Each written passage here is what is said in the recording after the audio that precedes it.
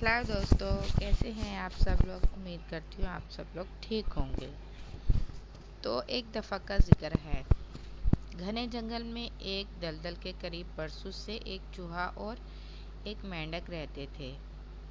बातचीत के दौरान एक दिन मेंढक ने चूहे से कहा, इस दलदल में मेरा खानदान सदियों से आबाद है और इसीलिए ये दलदल जो मुझे मेरे बाप दादा से मिली है मेरी मिरास है। चूहा इस बात से चिढ़ गया।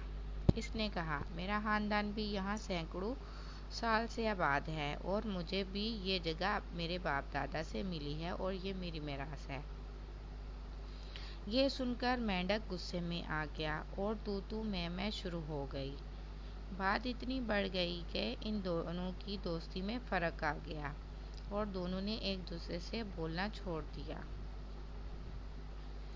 एक दिन चूहा वहां से गुजरा तो मेंढक ने इस पर आवाज़ कसी, जो चूहे को बहुत बुरी लगी। इसके बाद चूहे ने ये किया कि वो घास में छिपकर बैठ जाता और जब मेंढक वहां से गुजरता तो इस पर हमला करता।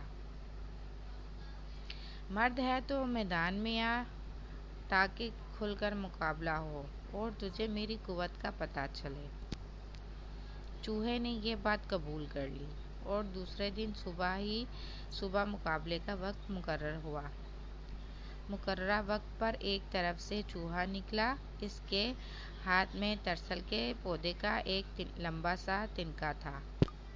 दूसरी तरफ से मेंढक आगे बढ़ा। इसके हाथ में भी ऐसा ही तिनका था। दोनों ने एक दूसरे पर जबरदस्त हमला किया और फिर जरा सी देर में दोनों ने घतर-घता हो गए। अभी ये लड़ाई जारी थी कि दूर से उड़ती हुई एक चील ने देखा कि एक चूहा और एक मेंढक आपस में घतम-घता हो रहे हैं।